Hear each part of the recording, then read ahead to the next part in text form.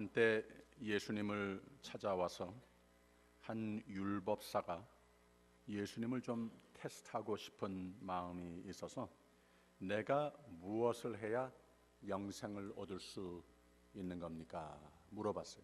몰라서가 아니라 혹시 예수님이 교리적인 차원에서 잘못 대답을 하지 않을까 하고 테스트를 해본 겁니다. 예수님이 오히려 반문을 하십니다. 예수께서 이르시되 율법에 무엇이라 기록되었으며 네가 어떻게 읽느냐? 그러니까 그 사람이 대답을 합니다. 내 마음을 다하여 목숨을 다하여 힘을 다하여 뜻을 다하여 주 너의 하나님을 사랑하고 또한 내 이웃을 내 몸과 같이 사랑하라 하였나이다. 여기에 예수님께서 뭐라고 하시는가 하면 내 대답이 옳도다. 이를 행하라. 그러면 살리라. 근데 여기에 예수님께서 그 율법사의 마음에 콕 찔리게끔 하는 대답을 하신 겁니다. 내가 말은 다 알고 있는데 이것을 가르치는 율법사인데 내 대답이 옳도다. 말로는 다 할 줄 아는 사람인 것이 분명한데 이를 행하라. 그리하면 살리라. 하고 여기에 덧붙여서 하신 말씀이 바로 선한 사마리아인의 예화였습니다. 바로 이 비유를 말씀하시는 가운데에 여기에서 선한 사마리아인과 같이 여기에 제사장도 있었고 레위인도 있었고 당신하고 비슷한 사람들이 많이 있었지만 불쌍한 사람, 넘어진 사람, 도움이 절실히 필요한 사람을 그냥 보고도 지나쳐버리는 이러한 삶이 돼서는 안 되는 것이다. 많이 알아도 많이 가르칠 수 있어도 그 삶에 열매 맺지 않게 되면 내가 요구하는, 내가 바라는, 내가 물어보고 있는 그 영생을, 생명이 풍성한 삶을 누리지 못하는 것이다. 이렇게 간접적으로 지적을 해서 가르치시고 있는 겁니다. 제가 좋아하는 동신교회의 백정우 목사님이라고 하는 젊은 목사님이 새로 오셨어요. 그런데 이분이 설교하시는 가운데에 인용한 하나의 예화를 제가 하도 좋아서 퍼왔습니다. 그런데 무슨 말씀을 하시는가 하면 바로 이 이야기, 선한 사마리아인 이야기를 하면서 이 이야기를 깊이 들여다보면 이 세상에 살고 있는 사람들 중에 세 가지의 종류 사람이 있는 것을 우리가 알 수 있다. 첫째는 세상에 있어서는 안 될 사람이 있고, 두 번째 종류는 있어도 그만 없어도 그만 이런 사람이 있고, 세 번째 사람은 꼭 있어야 할 사람의 종류이다. 이렇게 말을 했어요. 그래서 그 이야기를 가만 들여다보면 강도, 나쁜 짓을 하는 이런 사람이 물론 있어서는 안 될 사람이죠. 그런데 믿는 사람인데도 제사장, 레위인 같은 사람도 내가 알고 있고 내가 믿고 내가 가르치는 바가 되는 그것을 삶으로 실천하지 못하는 그러한 모습, 사실 있으나 마나, 있어도 그만 없어도 그만 이런 사람이라는 거예요. 그런데 이 선한 사마리아인은 꼭 있어야 할 사람을 그린 것이라. 이렇게 살아라. 그렇게 살게 되면은 삶을 그 속에 하나님께서 함께 하시는 삶을 누릴 수 있는 것이고 영생을 누릴 수 있는 것이라. 이렇게 예수님께서는 가르치셨다고 하는 거예요. 지난 두 주는 너희는 성민이라 라고 하는 주제를 가지고 말씀을 나눴고, 그 다음에는 하나님을 높이는 삶을 살아라 말씀을 나눴습니다. 은혜의 기억을 더듬는 굳건한 믿음을 지켜라. 또 가까이 계신 하나님께 가까이 붙어 사는, 뒤로 처지는 삶이 되지 않도록, 하나님을 잊게 모르게 되지 않도록 예수를 가까이 하는 삶을 살자. 이런 말씀을 나눴습니다. 오늘은 하나님의 성민으로 하나님을 높이는 삶으로 이 믿음과 예수를 가까이 하는, 체험하는 삶의 가장 중요한 비결을 또 배우게 되는데, 이것은 곧 예수님께서 하나님의 사랑을 그 생애에서 보여주신 그 사랑을 서로와 이웃과 나누는 삶에 있는 것이라. 이 귀한 진리를 가르쳐주고 있습니다. 예수님은 하나님은 사랑이시라 가르치셨습니다. 하나님을 사랑하라 가르치셨습니다. 그리고 서로를 사랑하라 가르치셨습니다. 오늘 말씀 속에서도 사도 바울이 똑같은 하나님은 사랑이시라 하나님을 사랑하라 서로를 사랑하는 것이 곧 하나님을 사랑하는 것이라 이 진리를 가르쳐주고 있습니다. 그리스도인은 이 세상 사는 가운데에 하나님의 영생, 죄사함과 구원을 허락해 주신 이 은혜와 특권을 누리면서 살 사람이지만 우리에게 하나님의 성민으로서의 도리가 분명히 있다고 하는 거예요. 하나님을 높이는 삶은, 하나님이 높이시는 삶은 사랑의 사람이 돼야 하는 것을 가르쳐주고 있는 겁니다. 이 고린도전서 12장에서 14장 그 중간이 오늘 읽은 13장이죠. 이 전체가 무슨 말씀을 담고 있는가 하면은 교회에 하나님의 사람이 된 사람들, 우리가 예수 그리스도께서 머리가 되시는 한 몸을 이루고 있다고 그랬습니다. 그냥 막연하게 몸을 이루고 있다고 하는 것이 아니라 우리 모두의 꼭 필요로 되는 그 몸에 펑션이 다 있다고 하는 거예요. 기능이 다 있다고 하는 거예요. 이 모든 것을 각각 잘 해야 되는 것이라 이 세 장을 거쳐서 모든 것이 각 직분에 대해서 내가 맡은 바를 잘 우리가 수행해야 되는 것이라고 가르쳐주고 나서 그 딱 중간에 13장의 이 사랑장이라고 하는 말씀 속에서 많은 직책이 있고 많은 은사가 있고 우리가 각각 그 예수 그리스도의 몸의 책임을 가지고 있지만 모두 공통적인 한 가지 은사, 또 가장 우선이 되고 가장 다른 것은 잘 못해도 이것은 꼭 잘해야지 되는 은사가 무엇이냐? 사랑이라고 하는 거예요. 왜 그런가 하면 하나님이 예수 그리스도 안에서 사랑으로 우리를 구원하여 주셨기 때문에 바로 예수 그리스도의 사랑을 경축하며 그 안에서 성장하면서 하나님께서 분부하신 교회로서의 교인으로서 크리스찬으로서의 그 세대적인 차원의 그 사명을 잘 열매 맺는 삶이 되고자 한다면 우리가 다른 것보다도 사랑으로 승리하는 개인과 공동체가 되어야 하는 것이라 이 진리를 우리에게 가르쳐주는 말씀이 오늘 우리가 함께 읽은 말씀입니다. 어떤 한 필 라이켄이라고 하는 저자는 예수님의 초상화, 이 바로 이 사랑장 고린도전서 13장은 우리로 하여금 사도 바울이 그냥 사랑을 많이 잘해라 권면하는 차원에서만이 아니라 그 말을 왜 할 수 있는가, 어디에서 근거를 해서 이 말씀을 하는가 가르쳐 주는데 바로 내용이 고린도전서 13장은 예수님의 초상화이라고 하는 거예요. 우리가 사랑을 한다면 예수님처럼 이 바울이 한 가지 분석해 놓은 이 사랑, 예수님께서 그 공생애의 행적들을 보여주는 이 사신 모습, 또 죽기까지 하나님 앞에 충성했던 모습, 또 모든 사람들에게 섬김을 받으려 온 것이 아니라 섬기려 왔노라, 모든 것을 다 주고 죽기까지 순종했던, 오직 나 자신은 없고 타인을 위해서만 살았던 그 모습, 예수님의 사신 모습, 죽으신 모습 그대로를 그린 말씀이 곧 이 사랑의 장 고린도전서 13장의 말씀이라고 하는 거예요. 그래서 하나님께서는 이 말씀을 우리에게 이 아침에 주시는 가운데에 우리가 이 세상에 사는 가운데 분명히 하나님께서 우리로 하여금 사랑을 깨닫고 사랑을 나누면서 사는 것을 원하시는 말씀을 주시기는 하는데 이것이 어떻게 가능하겠는가? 내가 인간적으로 생각했을 때에는, 이 세상적으로 생각을 했을 때에는 참 너무나도 부족한 것 같은데 어떻게 사랑을 하는 것이 우리가 생명을 얻을 수 있는 것인가? 그리하면 너희가 살리라. 그리고 또 하나님께서 인정을 하시고 기뻐하시고 자랑스러워하시고 더욱 축복해서 그 사랑의 공구로 쓰시는 삶이 될 수 있겠는가? 이것을 하나님 말씀 여러 군데를 통해서 우리는 알 수 있는데 그 중에 아마도 가장 많이 반복을 하고 저도 그렇고 우리에게 깨닫게 하는 이야기가 부자 청년의 이야기가 아닌가 생각이 됩니다. 청년은 예수님 앞에 접근하면서 자기의 믿음에 대해서 대단히 자랑스럽고 자신 있는 모습으로 말을 건넵니다.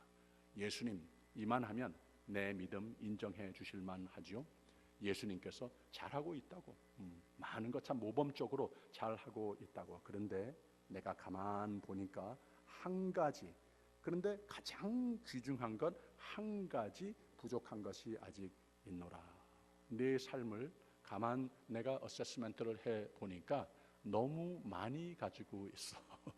그래서 내가 가지고 있는 것을 좀 불쌍한 사람들에게 나누어 주라. 그리고 나를 따르라. 이것이 곧 참 행복의 길인 것이고, 이것이 곧 나의 사랑을 깨닫고 이것을 나누는 삶이 될 수 있는 것이고, 그야말로 살맛 나는 삶이 될 수 있는 것이라 초대하시는데, 예수님께서 인정하실 수 있는, 예수님께서 함께 저 아이가 그 마음에 그 삶에 나의 흔적이, 나의 모습이 보이는구나, 이것을 하지 못해서 슬픈 기색을 띠고 뒤돌아 예수님을 등지고 가버렸어야 하는 이런 이야기라고 하는 것. 우리가 예수님을 몰라서 하는 얘기가 아니죠. 예수님께서 분부하시는 사랑을 몰라서 하는 이야기가 아니죠. 잘 압니다. 이것에 대해서 우리가 가르칠 줄도 압니다. 우리는 늘 하나님의 사람으로서 교회 안에서, 교회 바깥에서, 가정에서나 어디에서나 항상 예수님께서 우리에게 분부하신 바 내가 가지고 있는 것을 줄 준비가 되어 있습니다. 근데 세상의 모든 영향이 우리의 삶에 역시 같이 경쟁을 하면서 채우기 때문에 주고도 남을 정도의 주는 삶을, 그 정도로 우리가 산다고 하는 거예요. 섬길 준비도 돼 있습니다. 그러나 불편하지 않을 정도의 범위에서, 그 선에서 우리는 섬기는 삶으로, 내가 하나님을 믿는 사람입니다. 나도 그리스도인입니다. 교회입니다. 사랑할 줄도 압니다. 그러나 그 사랑에 대한 대가가 그러면은 나에게 무엇을 주느냐, 이것이 보장이 됐을 때에 사랑을 하더라고 하는 거예요. 그래서 예수님께서 가르치시는 사랑이 어떤 사랑인가, 바울이 강요하는 사랑이 어떤 사랑인가 깨달아야 합니다. 오늘 말씀은 예수님의 초상화라고 그랬습니다. 사랑은, 이런 말을 예수님은 하면서 우리가 한번 다시 바꿔 읽게 되면은 더욱더 실감나게 우리의 마음속에 들어옵니다. 우리가 읽은 말씀 중에 4절에서 7절까지의 말씀을 제가 다시 한번 읽어보겠습니다. 우리 같이 읽어도 괜찮겠습니다. 사랑은 하는 대목이 나올 때마다 거기에 예수님은 하면서 같이 한번 읽어보세요.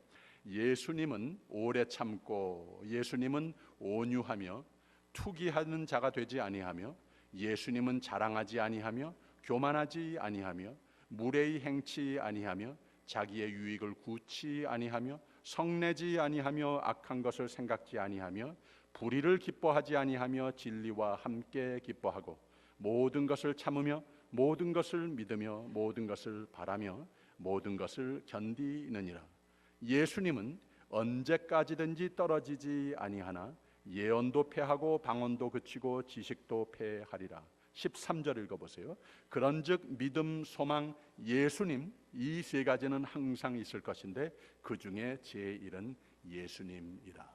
예수님의 초상화라고 하는 말이 실감이 나죠. 하나님의 사랑이 어떤 사랑인지 우리가 잘 알아야 합니다. 요한일서 4장에는 이런 말씀이 있어요. 하나님의 사랑이 우리에게 이렇게 나타난 바 되었으니 하나님이 자기의 독생자를 세상에 보내심은 그로 말미암아 우리를 살리려 하심이라. 사랑은 여기 있으니 우리가 하나님을 사랑한 것이 아니요 하나님이 우리를 사랑하사 우리의 죄를 속하기 위하여 화목 제물로 그 아들을 보내셨음이니라. 여러분, 사랑하지만 하나님의 사랑이 어떤 사랑인지 잘 아시느냐 말입니다. 로마서 5장에는 이런 말씀이 있어요. 우리가 아직 죄인 되었을 때에 그리스도께서 우리를 위하여 죽으심으로, 우리를 위하여 조금 도움이 되어 주심으로 이렇게 말하지 않았어요. 우리를 위하여 죽으심으로 하나님께서 우리에 대한 자기의 사랑을 확증하셨느니라.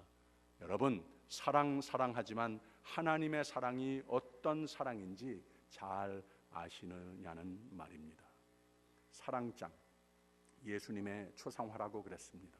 즉 온 인류 역사상 가장 위대한 인물들도 완전하게는 살지 못했던 하나님의 사랑을 우리의 죄 사함으로 생명을 위해 완전하게 선포하시고 완전하게 사시고 또 죽기까지 완전하게 사신 예수님의 생애를, 나를 구원하신 그 완전한 사랑을 그대로 나타난 말씀이 오늘 말씀이라고 하는 말입니다.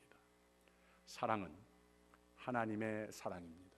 사랑은 하나님을 사랑하는 것이라 그랬습니다. 그런데 하나님을 사랑하는 방법 중에 하나님께서 우리의 사는 모습을 보면서 매일매일 눈을 비비시며 찾는 모습이 무엇이냐? 우리가 하나님 앞에 경배하는 것도 기뻐하십니다. 하나님 앞에 헌물을 가지고 나오는 것도 기뻐하십니다. 크게 뜨겁게 찬양하는 것 다 기뻐하십니다. 그러나 하나님께서 가장 우선으로 믿음도 좋고 소망도 좋고 찬양도 좋고 감사도 좋고 다 좋은 거지만 하나님께서 꼭 매일매일 우리의 삶 가운데 보시고자 하시는 그 모습은 하나님을 사랑하는 방법, 예수님이 가르치시는데 보여주신 그대로 서로의 사랑이라고 하는 거예요. 교회에서도 물론이요, 가정에서도 물론이요, 어디에든지 하나님의 사람이 가 있는 그곳에는 서로의 사랑, 이웃의 사랑, 이것을 보고 싶어 하신다고 합니다. 그거 보여줬을 때에 하나님께서는 이 아이가 나를 사랑하는구나 인정하시게 된다는 거예요. 예수 사랑으로 서로 사랑하는 것이 무엇인가? 오늘 말씀을 보게 되면 여러 가지 이야기가 나옵니다. 사랑은 투기하는 자가 되지 않는다. 샘내는 이런 말을 하는 거죠. 또 교만하지 아니하며 무례히 행치 아니하고 자기의 유익을 굳지 아니하며 악한 것을 생각하지 아니하며, 이런 여러 가지의 표현에 공통점이 무슨 말이겠습니까? 내 것으로 저 상대방을 위해서 희생하는 성품을 말하고 있는 겁니다. 나는 중요하지 않고 나 자신은 죽어도 타인을 위해서 희생하는 성품, 이러한 모습을 하나님께서는 보고 싶어 하신다고 하는 거예요. 바로 이런 사랑이 하나님이 예수 안에서 우리에게 보여주신 사랑이요, 우리가 물론 희생이 깃든 사랑이어야 하지만 늘 나를 위함보다는 타인을 더욱 위하는 사랑을 기꺼이 살아본다면 그게 내 삶에 하나님의 사랑을 더욱 깨닫게 되는 것이고, 그 사랑이 고이는 삶이 될 수 있다고 하는 겁니다. 사랑은 희생입니다. 오늘 말씀을 더 다시 자세히 몇 가지를 더 언급을 하면, 불의를 기뻐하지 않으며, 이런 표현도 있고, 진리와 함께 기뻐하고 모든 것을 바라며 언제까지든지 떨어지지 아니하나. 그리고 다시 13절에 그런즉 믿음, 소망, 사랑, 이 세 가지는 항상 있을 것인데 그 중에 제일은 사랑이라 그랬습니다.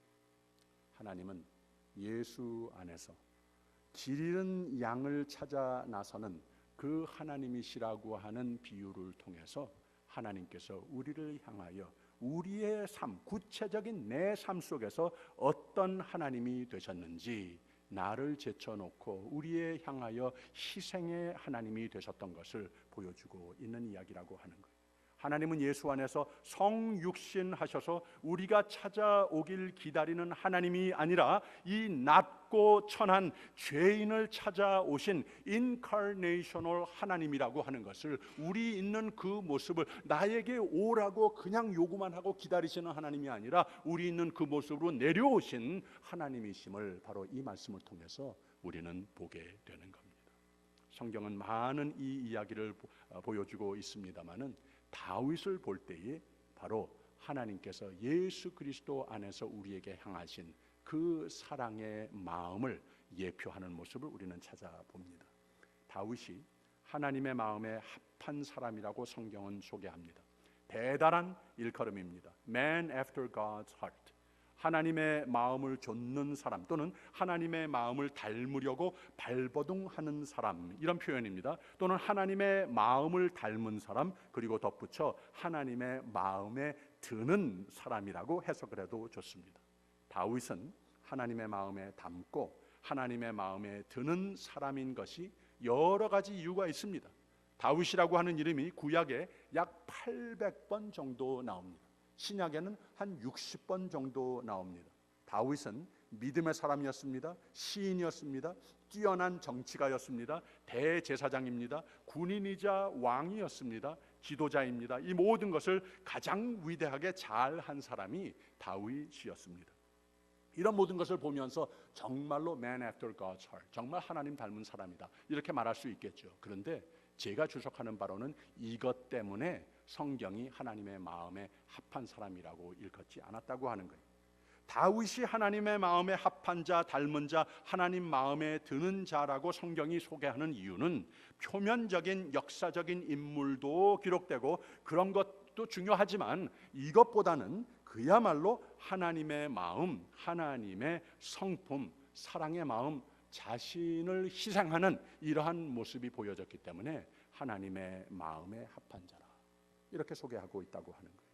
다윗이 하나님의 도우심으로 올라갈 대로 다 올라갔을 때, 그렇게 힘들게만 하고 몇 번이나 자신을 죽여 없애려고 하던 사울과 그의 세력도 이제는 다 없어진 후에 성경은 잠시 왕답지 않은, 군사답지 않은 여린 마음을 다윗의 이야기 속에서 보여주더라고 하는 거예요. 그건 남도 아니고 대적인 사울의 손자가 되는 무비보셋을 찾아 나섭니다. 그리고 이 무비보셋이 어떤 사람이었는가? 불구라서 아무 위협도 될 수 없는, 또는 우리의 삶에 데리고 가까이 온다고 하여도 도움이 될 수도 없는 이러한 존재였었다고 하는 거예요. 어쨌든 결국은 자신의 적의 자손이라고 밖에 볼 수 없는 이 아이를 자신의 성공과 미래의 안정과 행복을 위해서라면 아무 상관이 없는 존재인데 그냥 마음이 하나님의 마음에 합한 자이다 보니 그냥 이게 중요해서 수소문해서 저 시골 구석이에 살고 있는 이 아이를 찾아냅니다. 그리고는 사울의 모든 재산을 이 아이에게 특혜를 베풀어 줍니다. 더 나아가서 왕자의 위치까지 내 곁으로 데려다 앉혀 놓습니다. 다윗이 왜 그리 위대한 사람이었는가? 다윗이 왜 하나님의 마음에 합한 사람이었는가? 하나님의 마음에 꼭 드시는 사람이었는가? 예수의 흔적이 그 삶 가운데에 나타나더라고 하는 거예요. 사랑이신 하나님, 사랑뿐이신 하나님의 마음을 꼭 닮은 사람이었기 때문이라고 하는 겁니다. 사랑의 삶, 희생의 삶을 다짐하는 감사의 계절이 되시기를 바랍니다. 우리 교회력으로 11월이 되면은 감사의 계절로 시작이 되는 겁니다. 그리고 또 감사의 계절을 주님 앞에 경배하는 가운데에 우리의 삶 가운데에 새롭게 오시는 성탄 계절을 또 맞이하는, 그야말로 이 두 달은 하나님의 은혜로 축복으로 넘치는 이 소망을 하는 예배자들의 삶이 될 수 있다고 하는 거예요. 그런데 여기에서 제일 먼저 우리로 하여금 하게 하시는 것이 무엇이냐? 하나님께 향한 감사, 하나님을 사랑하는 그 마음, 그 삶, 여기에서 서로에게 향하여서 주님께서 나에게 베풀어 주신 그 사랑을 후히 나누는 이런 삶을 하나님께서는 보고 싶어 하신다고 하는 겁니다. 사랑의 삶과 희생의 삶을 다짐하는 감사의 계절이 꼭 되시기를 바랍니다. 이 사랑은 상대방의 입장에 서는 것이 하나님께서 예수 안에 보여주신 사랑이라. 오늘 말씀 속에서 모든 퀄리티를 가만 생각을 해보면 바로 그겁니다. 예수님은 나 자신은 없고 나와 관계를 맺은 그 상대방을 위한 생각과 그 삶의 내용 밖에는 없으셨다고 하는 거예요. 오늘 말씀을 보면 사랑은 오래 참고 온유하며 성내지 아니하며 이런 표현도 있고, 모든 것을 참으며 모든 것을 견디느니라 이런 표현도 있습니다. 모두가 상대방의 입장을 존중해 주는 그런 사람이 됐을 때에만 가능한 이러한 성품들을 설명하고 있다고 하는 거예요. 그래서 사랑은 무조건의 사랑을 예수님께서 보여주시지만 희생의 사랑이요, 또 상대방을 위하며 상대방의 입장을 인정을 하며 거기에 서 주는 것, 이런 모습이라고 하는 것. 이번 주 지나는 가운데에는 미국의 국회에 큰 변화가 있었어요. 이 존 베이너라고 하는 오하이오 출신의 국회의원으로 25년을 섬기고 또 지난 5년 동안에는 하우스 스피커로 53회 국회의장으로 지내셨습니다. 이분이 은퇴를 하게 됐어요. 근데 은퇴사를 통해서 한 연설, 대부분 들어보면 정치인들이 많이 하는 얘기들을 반복적으로 했습니다. 그런데 그분의 레퓨테이션으로서는 모든 사람들이 귀하게 여기는 레퓨테이션으로서는 이 공화당과 미국의 공화당과 민주당의 그 대다수의 인기를 유지한 리더가 됐습니다. 이 정치적인 견해가 많이 다른 그 양당 사이에 그나마 평화를 잘 유지한 분으로서 평가를 받았습니다. 바로 그런 이유 때문에 이 공화당의 보수 측에서는 늘 외면을 당한 이런 사람이 되기도 했었습니다. 공화당의 리더로서 뚜렷한 보수적인 견해와 주장은 늘 해왔지만 은퇴사 중에 이런 말을 했어요. 궁극적으로는 자신의 한 나라의 한 국회의 의무는 양 당의 견해 차이를 넘어서 나라와 국민을 위해 우리 모두는 함께 협조하며 일하는 것이 국민들이 보고 싶어하는 원하는 바가 바로 그런 것이다. 이런 말을 하면서 국회의 이런 변화는 평화스러운 화목된 국회는 It requires patience 하는 말을 강조했어요. 인내가 가장 중요한 우리 모두의 자세인 것이다. 내가 잘한 것도 있고 잘못한 것 더 많지만 나를 기억해 줄 때 이렇게 기억을 해줬으면 좋겠다. 나는 그냥 나라와 국회와 국민을 나 자신보다 우선으로 여겼던 인내의 사나이로 기억해 달라. 이렇게 은퇴사를 했어요. 그리고 또 이번 주에 역시 그 후임이 되는 폴 라이언, 아주 젊은 45세가 되는 이 위스콘신 출신의 54회 국회의장으로 새로 부임을 했습니다.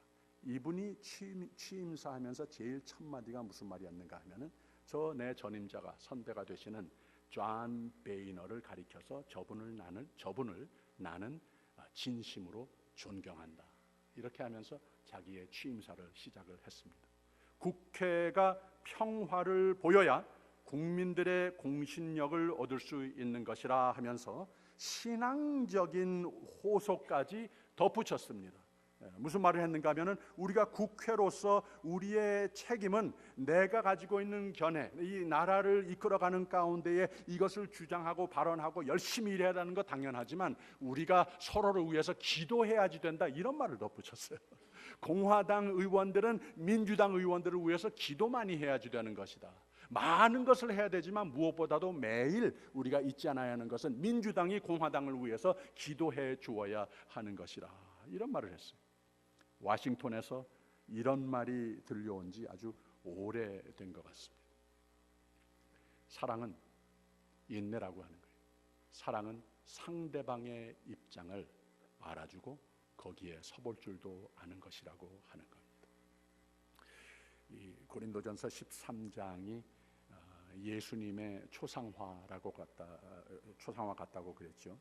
제가 이 사랑장은 또 시어머니의 버전으로 쓰여진 것을 하나 발견했습니다. 제가 읽어드릴게요. 내가 며느리에게 자상한 목소리로 교양 있게 말해도 사랑이 없으면 소리나는 구리와 울리는 꽹가리가 되고, 내가 연륜이 깊어서 세상 모든 지식과 이치를 알고 이제 곧 비가 올 것이라는 믿음이 있을지라도 며느리에 대한 사랑이 없으면 너는 아무것도 아니요. 내가 내게 있는 재산으로 며느리에게 용돈을 주고 내 몸이 부서지도록 손주를 봐주고 살림을 도와줘도 그 속에 사랑이 없으면 내게 아무 유익도 없느니라. 사랑은 며느리가 밖에 나갔다가 좀 늦게 들어와도 오래 참고 언제나 부드러운 목소리로 온유하며 며느리가 아들과 알콩달콩 지내는 모습을 시기하지 아니하며 사돈댁의 학력이나 재력으로 교만하지 아니하며 집 밖에서 며느리나 사돈댁을 흉보는 무례를 행치 아니하며 며느리의 살림살이에 참견하지 아니하며 며느리에 대한 허물은 식구들 몰래 조용히 타이르며 시집간 딸에게 지나친 관심을 보이지 아니하며 아들 내외의 부부싸움을 기뻐하지 아니하며 금술 좋은 모습을 함께 기뻐하고 모든 못마땅한 것을 참으며 아들 내외의 부모 사랑을 믿으며 화목한 가정을 바라며 잔소리하고 싶은 욕망을 끝까지 견디느니라. 며느리에 대한 사랑이 떨어지지 않는다면 잘난 지식도 패하고 불만도 그치고 세상 이치도 패하리라. 연륜이 깊다 하나 요즘 신세대에 대해 부분적으로 알고 부분적으로 이해하니 신세대의 며느리가 이야기할 때에는 신세대의 너희의 소견은 잠시 패하라. 너희의 연륜이 깊어 말하는 것과 깨닫는 것과 생각하는 것이 다라고 생각하나 며느리에 대한 이해가 깊어지면 늙은이의 고집을 버리리라.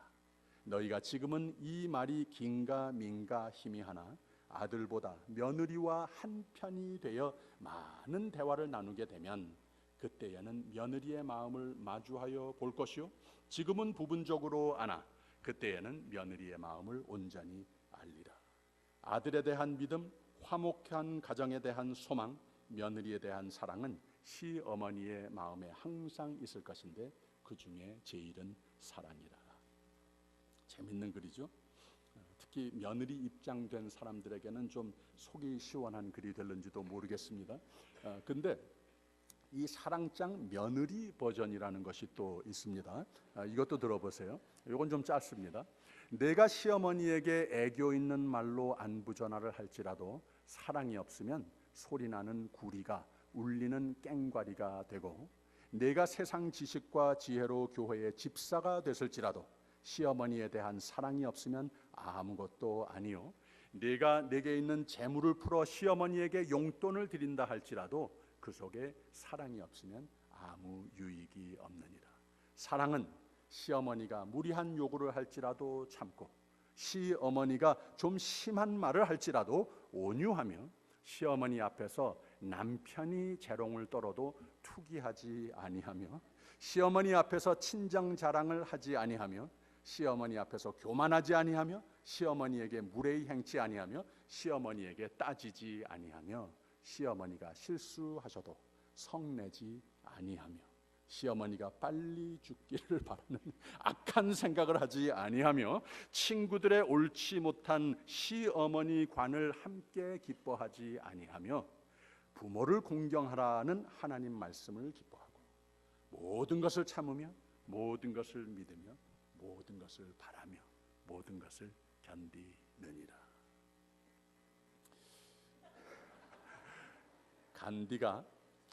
간디가 막 출발하려고 하는 기타에 서둘러 올라타면서 그만 신발 한 짝을 기차 밖으로 떨어뜨렸어요.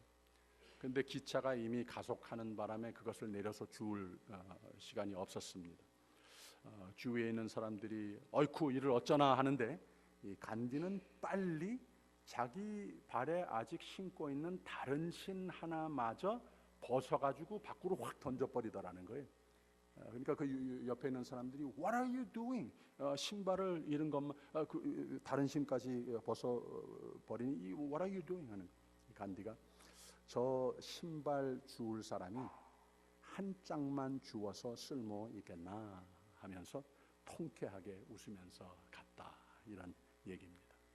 얼마나 멋있습니까? 얼마나 여유 있습니까? 얼마나 살맛 나는 삶입니까? 신발 그까짓 거 나중에 또 생기겠지 뭐 신발 없으면 어때 했다라고 하는 겁니다. 여러분 그 신발 하나 없어졌다고 속상해하고 그렇게 살지 말라고 하는 말입니다. 내가 짝짝이 신발 신었으면 신지 남 좋은 일은 못한다 이렇게 살지 말라는 거예요. 남 잘 될 것은 못 본다 이렇게 살지 말자는 겁니다. 사랑은 희생입니다. 사랑은 낭비라고 하는 말도 있죠. 맞습니다. 사랑은 인내입니다. 사랑은 타인을 의식하며 먼저 위하며 살면 그 삶은 행복해집니다. 교회에서나 가정에서나 어디서나 내가 잘 되기 원한다면 내가 행복을 추구한다면 세상 원리와는 달리 하나님의 방법을 모색해 보면 어떻겠습니까? 희생, 낭비, 계산 없이 사랑의 손길을 건네보는 삶 천국을 선사하는 삶이 되는 것이고 나중에 가보면 내가 천국을 맛보며 사는 기쁨이 거기에 있는 것입니다. 사랑하는 여러분, 하나님의 그 크신 사랑을 내 마음과 삶을 하나님께 믿고 의지하는 삶이 되시기를 바랍니다. 그래서 하나님이 높이시는 축복을 누리는 생애가 되시기를 바랍니다. 그러기 위해서 하나님을 사랑, 온 몸과 마음과 정성과 힘으로 하나님을 사랑하는 삶, 승리하는 삶이 되시기를 바랍니다. 그리고 우리의 축복의 삶을 더욱 완전케 하는 이 비결을, 이 진리의 말씀을 주셨으니 사랑을 많이 베푸는 삶이 되시기를 주님의 이름으로 축원드립니다. 그게 하나님이 제일 기뻐하시는 일입니다. 사랑을 그냥 괜히 많이 베푸시는 여러분이 꼭 되시기를, 우리 모두가 되기를 주님의 이름으로 축원드립니다. 그 삶은 정말로 살맛이 나는 삶이 반드시 됩니다. 기도하겠습니다. 하나님이 세상을 나를 이처럼 사랑하심을 이 아침 다시 깨닫게 해주셨사오니 이 사랑으로 내게 생명과 평강과 기도 응답의 삶을 허락하시니 더욱 풍성하고 더욱 보람되고 더욱 축복이 넘치는 삶이 되기 위하여 하나님의 사랑의 품성이 나타나는 나의 생애가 되게 하여 주시옵소서. 예수의 흔적이 나타나는 나의 삶이 되게 하여 주시옵소서. 예수님 이름으로 기도하옵나이다. 아멘.